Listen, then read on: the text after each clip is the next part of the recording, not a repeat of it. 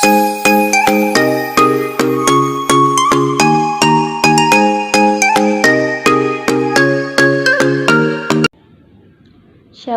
salam sehat untuk kita semua. Perkenalkan, nama saya Aisyah Hutapea. Saya dari Sekolah Tinggi Pastoral Keuskupan Agung Medan. Saya semester 5 dari ruangan Santa Elizabeth. Pada hari ini saya akan berkatekese mengenai perkawinan Katolik dalam Kitab Hukum Kanonik. Saudara-saudari, pertama kita akan membahas mengenai pengertian perkawinan. Perkawinan dalam Gereja Katolik atau disebut juga dengan sakramen perkawinan adalah perjanjian antara seorang laki-laki yang sungguh dengan seorang perempuan yang sungguh untuk membentuk kebersamaan hidup. Saudara-saudari, jika kita pernah mengikuti sakramen perkawinan di dalam gereja, maka kita akan mendengar perjanjian perkawinan yang diucapkan oleh mempelai, yaitu mereka berjanji akan setia baik untung maupun malang, mencintai dan menghormati pasangannya. Jadi di dalam perkawinan tidak ada unsur paksaan, namun kedua mempelai harus tulus ikhlas menerima sakramen perkawinan itu. Tujuan perkawinan Katolik dalam Kitab Hukum Kanonik 1917, Kanon 1013, membuat sebuah tingkatan terkait dengan tujuan perkawinan, yaitu tujuan primer dan tujuan sekunder. Tujuan primer meliputi prokreasi atau keturunan dan pendidikan anak. Nah, tujuan sekundernya yaitu saling membantu pasangan dalam menyalurkan nafsu. Konsekuensi dari kanon ini yaitu kesulitan pasangan di dalam melakukan pembatasan keturunan, sebab keturunan atau prokreasi menjadi tujuan utama primer perkawinan. Namun sejalan berkembangannya zaman, ada sedikit perubahan tujuan perkawinan dalam Hukum Kanonik 1983, Kanon 1055. Tiga tujuan perkawinan dalam Kitab Hukum Kanonik 1983, Kanon 1055, yaitu yang pertama, kesejahteraan suami istri.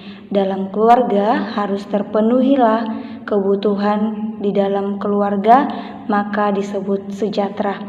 Terpenuhinya kebutuhan primer, sekunder, dan tersier.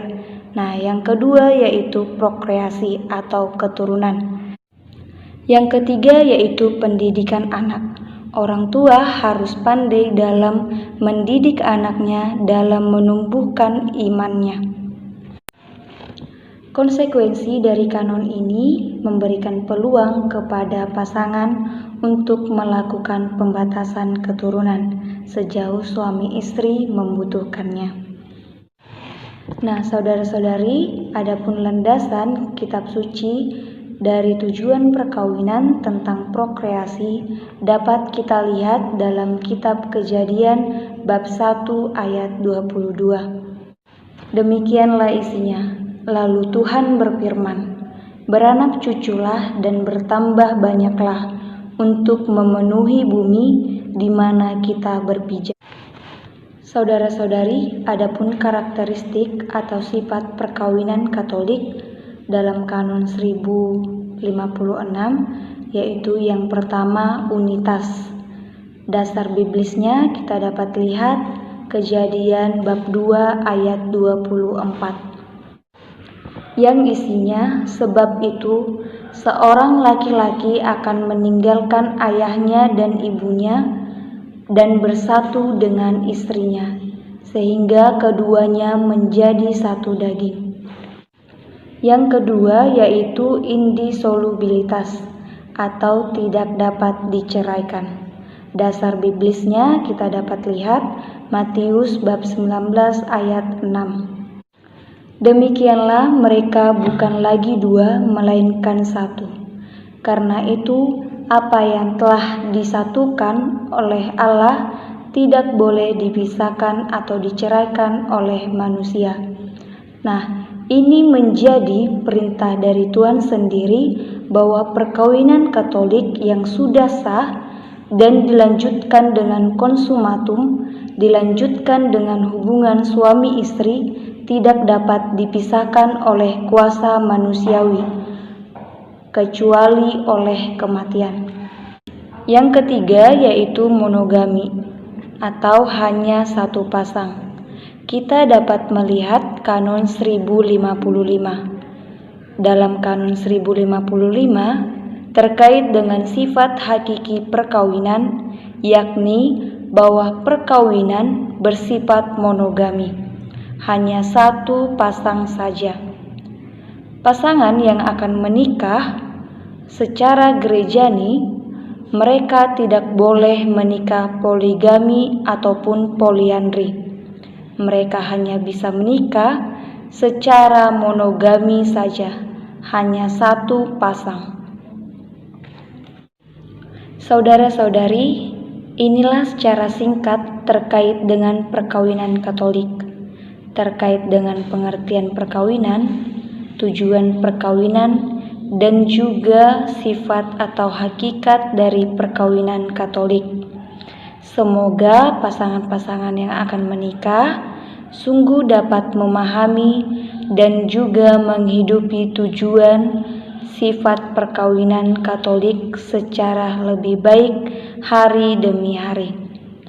Demikian juga bagi pasangan-pasangan yang telah menikah menjadi suami istri dapat menghidupi hakikat perkawinan, sifat-sifat perkawinan, dan juga tujuan perkawinan di dalam keluarga dan juga di dalam kehidupan menggereja, sehingga perkawinan sungguh menjadikan berkat anugerah bagi keluarga dan masyarakat dan juga gereja di mana kita berada. Bapak, Ibu, saudara-saudari yang terkasih, demikianlah katekese saya pada hari ini. Semoga apa yang telah saya katekesikan dapat bermanfaat bagi kita yang mendengarkan. Sekian dan terima kasih. Jika ada pengucapan kata dalam video ini, mohon dimaafkan.